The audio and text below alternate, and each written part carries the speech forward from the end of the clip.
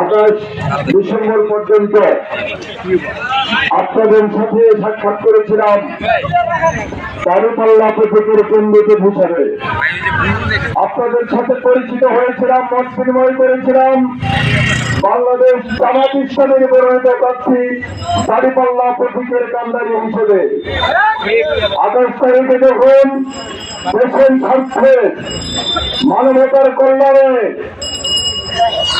দুর্নীতিমুক্ত রাষ্ট্র করার স্বার্থে চাঁদাবাদ বিরোধী আন্দোলন করার স্বার্থে এবং জালিম চাহিদাদের বিরুদ্ধে একটি জনমত তৈরি করার স্বার্থে জালিম গুরুমত আর কোনদিন রাষ্ট্রীয় ক্ষমতায় বসতে না পারে সেই স্বার্থে আমরা 11তম ঐক্য করেছি ভাইরাবা।